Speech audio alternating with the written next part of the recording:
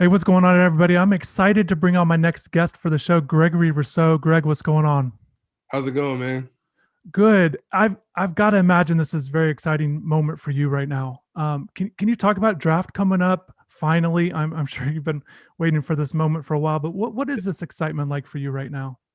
I mean, it's great. It's a blessing from the man above to be where I'm at right now. I'm thankful for all the coaches who've been in my life, the teachers, really just everybody, my family, really just super thankful. And right now, I'm just taking day by day. I put in a lot of hard work for the moment where I get drafted. I'm just excited to see where I end up. I'm really looking forward to it. I've never been so excited, but like nervous at the same time. Sure. First off, happy birthday. I know you had a birthday earlier, just Thank turned 21. thank So you. congratulations on that.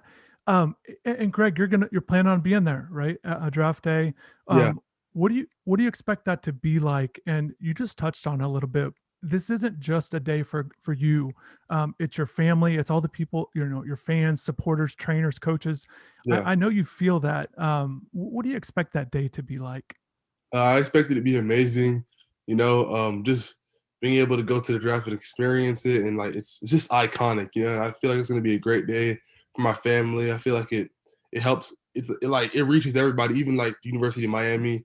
I don't remember the last time we had somebody at a draft, so I feel like that's cool to be able to like have the opportunity to go and represent University of Miami, my high school, my little league team. Really, just everybody who's helped me out and who's gotten me further in this journey.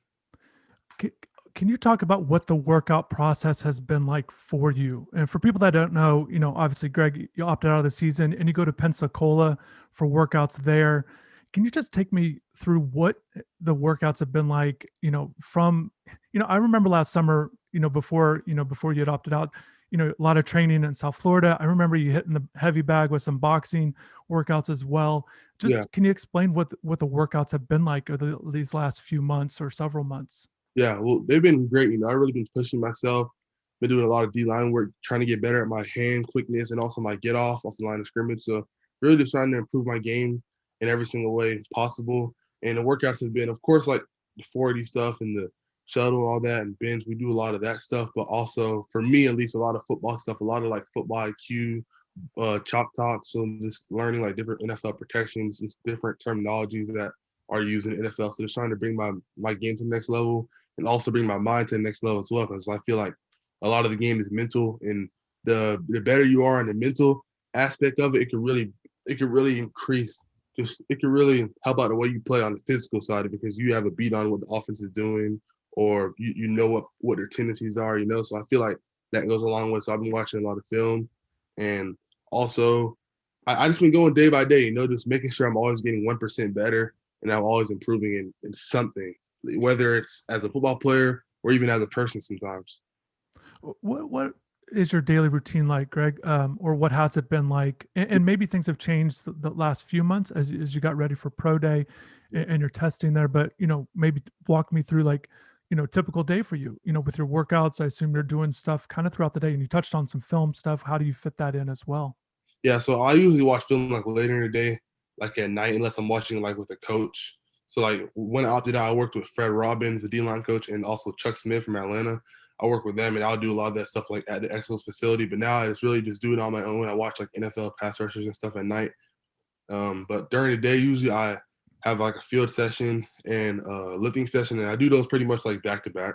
I'm training at Pete Ball, and Davy, and the field session will be like multi-directional stuff, maybe linear, so different days, or maybe it's football stuff. And then the lift just rotates between upper and lower body. But it's pretty much a busy day because then I come home and I usually have like a couple interviews like with teams and stuff like that. And that's what I want to get into also. And I know this process for you just very time consuming. Like I said, the workouts, there's a lot that goes into it for a draft prospect. And Yeah. just to, once again, appreciate you jumping on, taking your time to do this. The interview process, Greg, what has this been like for you? And I assume it's a lot of it similar questions, same questions from team to team. Just what has that process been like for you? And, how have you felt like you've handled that? Yeah, I think I've done solid. They ask a lot of questions, whether it's like telling you, telling them about your background or telling them about your football IQ. So they'll ask, sometimes they'll even like go over their scheme with you and they want you to like recite it back to them and pretty much tell them what you understood from it and what you remember. So there's a lot of different ways that interview, but they've been fun. Some of them have been more challenging than others, but I've definitely been learning with each and every one and just getting better at them with each and every interview. Has there been some questions that have been interesting or maybe that made you think a little bit more? You don't have to say the team or anything, but just maybe Yeah, like some odd I give questions. you one team, for example, they were like they had a category. And you know those like you know those slogans for teams like Carolina would be like keep pounding, and they had like a little Jeopardy game, and like you could pick a category, and theirs was like their little team slogan thing, and then they had like they were asking questions like who was a who's the Eagles or like the Raiders. I'm just throwing out random teams. I'll just give you an example. Who's the Dolphins sack leader, like things like that, and they'd want you to like know it, and then like if you got it wrong, they'd be like, you don't know your stuff. Like it was really there were some weird interviews for sure, and some teams will show like good plays of your tape and be like, oh yeah, we like what you did here. We can see you doing this in our scheme, but some teams will pick like the worst plays you got, and they'll show those and be like, man, what are you doing here? You look like you're on the beach. Like you look like you're just relaxing. So like there's a whole bunch of different interviewers, but it's been a fun process though. Like in all, One of the things I saw that you tweeted recently was you can't wait to wake these people up. yeah, And I was curious, and Greg, I'm just guessing from your stand, just looking at it from your standpoint yeah, with your whole career, really. You've been a guy that was not highly regarded coming out of high school, X, coming to UM or even now being doubted. And I think as an athlete like yourself, I would assume that one of the big things that you're like, okay, say what you want about me, regardless, I'm just going to go show what I can do and I'll just prove myself on the field. I assume that statement has to do a little bit with, I assume you're either frustrated or just you're ready. Like it seems yeah, like you're ready to be on the field. yeah. Where did that statement kind of come from, and maybe the thought process behind it and how you're feeling about everything? Yeah, really just like missing the year, opting out. Like I guess it had the effects of just people like forgetting about me, and I guess just like maybe like dissecting me harder and being like, oh, he only has this much film, this and that. So they just really just find all negatives on me. But I feel like I'm a real solid player, and I just can't wait to show that honestly. And I just missed the game. I missed the competitive part of the game, and I'm ready just to get back to that and just prove people wrong because like I said, a lot of people are doubting me, saying like, "Oh, he's not going to make it, this and that, like he's going to be a bust," just because like I guess because like maybe I'm not as fresh in their minds as other players in draft because I opted out. So I don't know, but I'm just ready to prove people wrong, regardless. Whatever happens, I'm gonna make sure when I get to my team, where whoever picks me, whoever believes in me, I'm gonna give them my all. I'm gonna pour everything into it. I'm gonna go hard every day, and I'm gonna get better. And like you said, just like at Miami, before I got to Miami, I was like a 3-star. Wasn't really expected to do much. Like I was looked at as like a project, not by the coaches, just by like I guess like fans, I guess, or just like people just looking from the outside in. But I went there and proved a lot of people wrong too. So I'm ready to do that again. And one of the things that stands out to me with that, and I'm sure, a lot of people dissecting your game and maybe Mhm. coaches, everybody really, there's two things that stand out to me about you just from covering you and from high school, just two things that stand out. And also talking to your teammates, humility, something you really have, and your work ethic. And I Yeah, feel like almost because of maybe just opting out, maybe people put different labels on you. And it felt like at times unfair, frankly. I want to talk about that humility and work ethic. Growing up, where would you say both of those things kind of come from? And I know a little bit about your family background and things like that, but can you speak on those two things and Mhm. maybe kind of where they come from? I'd say definitely like my parents, you know, but also my brothers too. We're all just hardworking. We just put our head down, work. We're not the cocky type. We pretty much just go out there and we just take like basically we go out there like we're just go getters. We nothing's really was ever handed down to anybody in my family, any of my brothers. We just go out there and just work for it. So that's just really just our attitude. Like just head down, keep on working, keep on pushing. That's just how we are. I've never been the type, even when I have like a good game, I've never been the type to like be like, oh, I'm the best. Like I'm just not the type. A lot of players they get full of themselves, but it's never been me. It's always been like, all right, next game, like next practice, like just keep on pushing. That's just how I am. And so family, parents from Haiti, and one of the Mhm. things I know about the Haitian community, the pride in the food.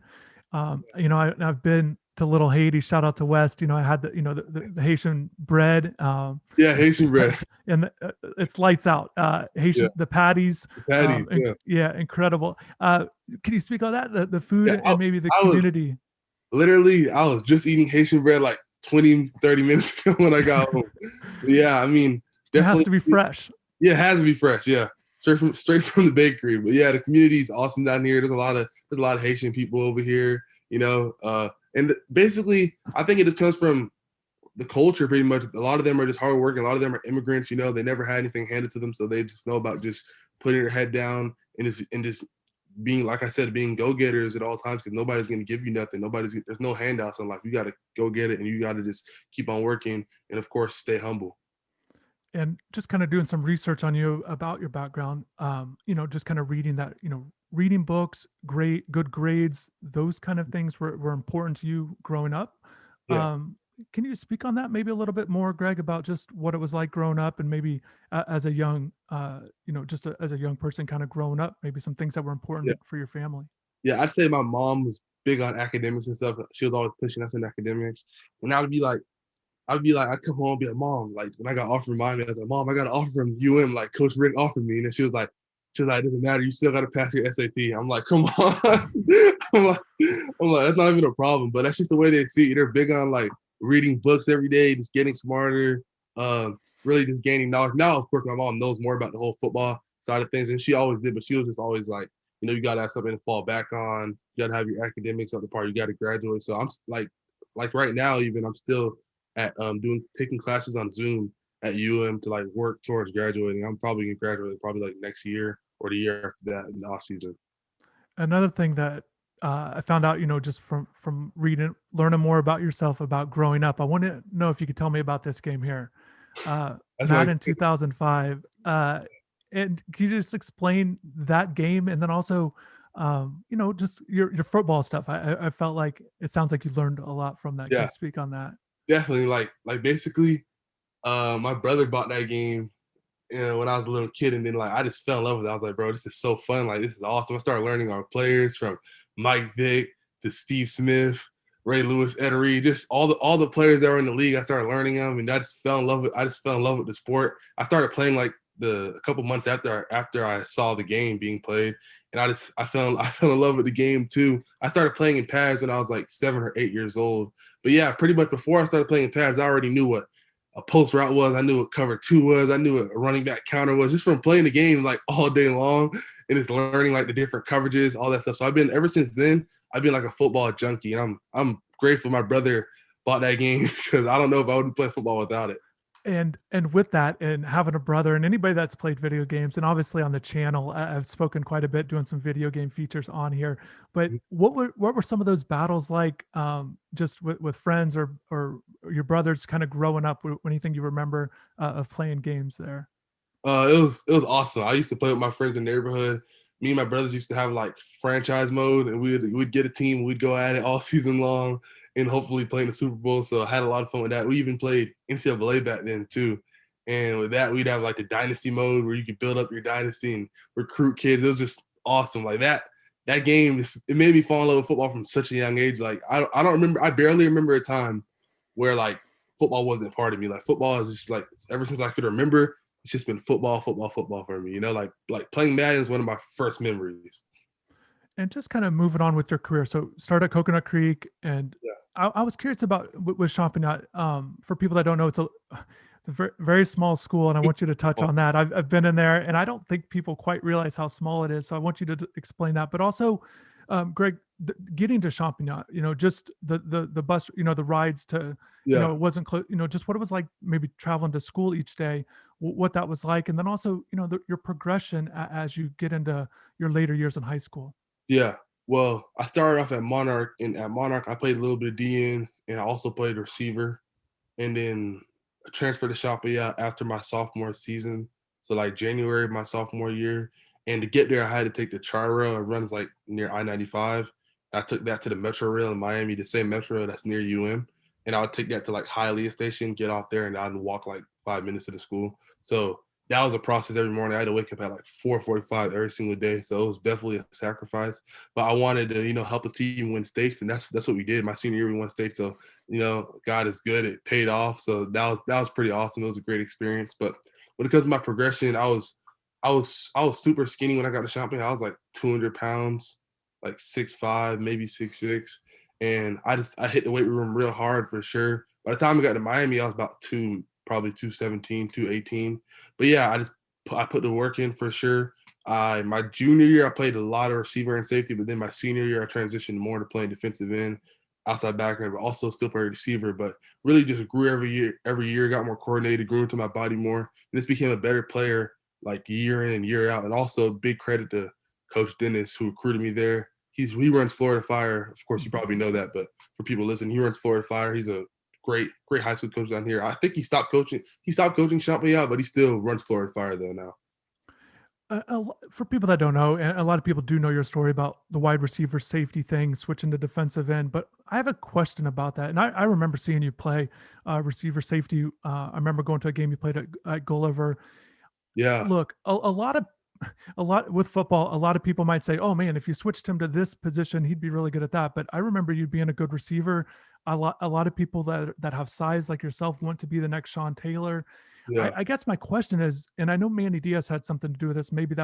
Um, maybe that'll be your answer. But why did you feel like, yes, I'll go ahead and try this defensive end thing. I'll make that transition because it's not, if you're playing receiver, you're catching touchdowns, Moss and people and things like that. What made you feel like, yeah, I'll go ahead and make this decision? Because coaches can kind of, push you in one way, but the players got to, go ahead with it. And I'm just kind of Yeah. curious about that process. What do you remember about that? I'd say definitely.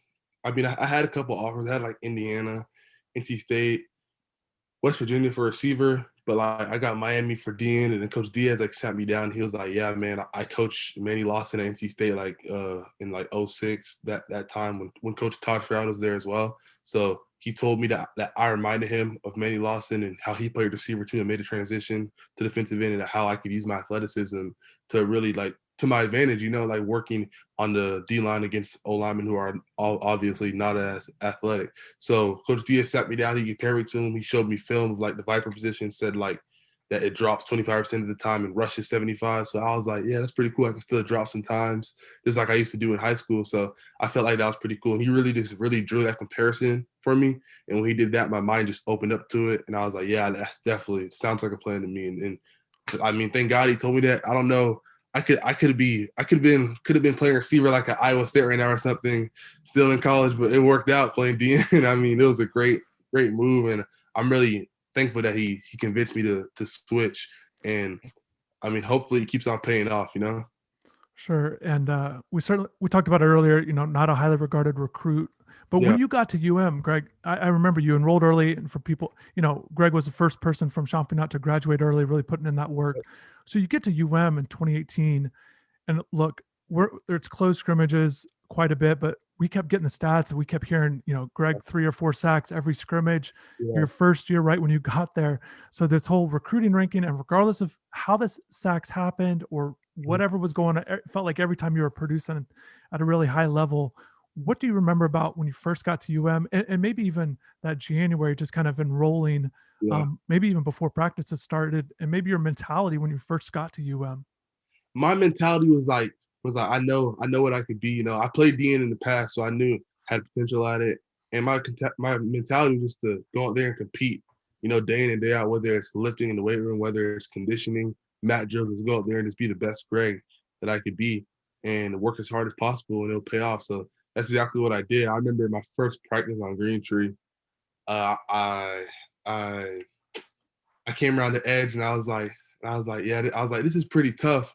Like the O linemen are a lot better for sure, but at the same time, I was like, but like it's not as hard as I imagined it to be. And I just every single day we got in pads, I got better and better. And I was the thing about me, even though I played receiver and like safety and stuff, I was never like shying away from contact. I was always a physical player, so I didn't have a problem with like being in the trenches and stuff like that. But like every day, it just got easier and easier. I learned a lot. I remember I used to always talk to Jonathan Garvin. He taught me the playbook. He was teaching me moves. Like use this 2-hand swipe with a rip. Like he was really just putting me on game for sure and just getting me better every single day. Also, I was learning from Joe Jackson. So I had a really nice DM group that I was able to like learn under. And Coach Simpson, it was his first year, and he was amazing. Coach Simpson taught me so much as a young guy. So like I started learning the scheme, and then I just kept getting better and better. Scrimmages came. The first one I got like 4 sacks, and I was like, man, this is like this is like taking candy from a baby at that point. But like obviously it wasn't that easy. But I mean things were just clicking for me, you know. Like my hard work was paying off. I was learning the scheme, getting better at my techniques and stuff like that. And I just kept on getting better, scrimmage by scrimmage. Had a solid spring, and then obviously after that I got hurt, and then had to bounce back from that. Maybe it was during that time. It's got to be very rewarding for an athlete to feel like you're learning and not just soaking in information, but applying it on the field and getting results. That whole process has to be very rewarding for an athlete. Did you feel like, was it that spring, or maybe it wasn't until later where you felt like you could be a really big, high impact player at college? When did you feel like that you could to be that high level player? Yeah, I definitely feel like it was that spring for sure, especially like toward the middle end of it. I mean, just like I just things started clicking more and more. I started learning the scheme, and like I said, I was getting better every single day, and I was like, yeah, man, I can really do this. And I really started believing in myself at that point. That year, played a little bit that first year. That Yeah. then you get essentially a whole year of not playing. Mhm. Kind of similar to what you're doing now. You've been through this for different situations, but you come into 2019. Did you feel like you had a lot to still prove, either picking Yeah. up from where you left off? And obviously, for people that don't know, you didn't start, you weren't a full time starter, and it wasn't even you were getting a ton of reps. I think it was, if I were to guess, like around 20, kind of the beginning of that season. So 2019, can you take me through that? What your mentality was heading into that year? And felt like, I assume you felt like you had to prove yourself again. Yeah, my mentality was yeah, I had a good spring, but that doesn't really matter, you know. Like, and then I got hurt in 2018. I had another good spring in 2019. I was like, yeah, but like, I was like, it's cool, but I was like, I don't want to be known for a player that has good springs and then doesn't do nothing in the season. So I was like motivated, probably the most motivated I've ever been, besides from right now. Like I was super locked in. I was like, yeah, man, I got a lot to prove. Got to prove myself. And basically, I wasn't starting at first. I was like a rotational player, and I was on the third down package. So I like the first game I had like 14 snaps, but like my mentality was like basically let me just make the most out of every single snap that I'm on the field for, and I'm gonna just get the most bang for my buck and just go hard at all times. So that's what I did, you know. And then eventually, I think it was like week five, and I was like leading the team in sacks, and I only played like 80 snaps in total, you know. So I was like, let me just keep this going. I was like, my mindset was like, let me keep on getting better. Let me not stall out. I don't want to be, like I said, I don't want to be somebody who's just good for this amount of time and then levels off. So I was like, yeah, I had a good start to the season. Let me just keep on going. And then before Virginia game, Coach Stroud told me that we're gonna have a competition, and then had a competition. I ended up starting, and from that point on, I just took off. Greg, were you discouraged at all with your playing time? And it's very common for, obviously, for players to do that. Look, you're producing and the snaps weren't always there. Were you discouraged, or were you just, I just was kind of curious about your, Yeah, how you handled that, because it can't be easy for, like, everybody wants more playing time. So I was yeah. curious how you kind of handled that. I feel like I handled it really well. You know, I mean, like at the end of the day, you can only do so much in practice. You can only go as hard as possible and be the best player you can be. But like at the end of the day, it's the coach's decision. So my mindset was like, I wasn't mad at the coaches or salty or anything like that. Everybody around me was like, yeah, you should be starting, bro. You should be starting. But I knew there was like still things in my game that I had to clean up. I made like I'd still make a few mistakes, like young guy mistakes in the beginning of the season, but like I cut that out, and that's also what helped me become a starter. So I was really just like, let me just keep on working. Let me just keep on working, keep my head down, not complain. I'm not really the type to go to the coach and be like, oh, I did this, I did that. I should be starting this and that. It's just not in my nature. So I was like, let me just keep my head down, keep on working. And eventually I was blessed to get a chance to start against Virginia. And played well against Virginia, played well against Pitt. I remember that one. But the Yeah, Florida State game was that huge breakout game for yeah, you, on a national level, national defensive player of the week, ACC defensive player of the week, yeah. 8 tackles, 5 for loss, 4 sacks. And I've heard you talk about that game. I know you felt extra motivation, but what do you remember about leading up to that game? And obviously it's the biggest rivalry game for Miami Yeah. on the schedule. Yeah, I mean, leading up to that game, man, I was so so damn excited. Like I would like in the locker room we had these TVs and they'd be playing like old highlights and like there was like Santana Moss like running down the sideline and Sean Taylor getting that pick in the rain or a fumble or something. Like I think it was interception. He like jumped up and then like dived in the end zone. So I'm watching all that the whole week. I'm just getting hyped. They're playing the Seminole War chant at practice. So I was just super hyped and like I was like, man, I'm really about to play and start in Florida State versus Miami. So I was like elated, honestly. And like before the game, I was like super nervous. I came out, I saw the crowd doing the whole like the whole chop, and I was like, man, this is crazy. The first couple plays, I was nervous, and then like after like I think it was like after maybe after 3, 4, 5 plays, I think I got a sack on Hornsbrook, and I was like, oh yeah, this is easy. Like I'm about to take off. So from that point on, I knew I was going to dominate. I knew I was going to dominate the whole time, but definitely, like some games, big games, you might get like that first win, you get a little bit like tired, and you just feel like a little weird because like it's a big moment. So I was just nervous at first, but it went away real quick. Yeah, And then and finished with a good season. It wasn't just one game kind of here and there. 15 yeah. and a half sacks. You come into 2020 and you decide to opt out in that decision. What was it like for you? Just this 2020 season watching. I'm sure in your head you've had to have gone back and forth, and just not being not playing had to have been difficult. What was this season like for you?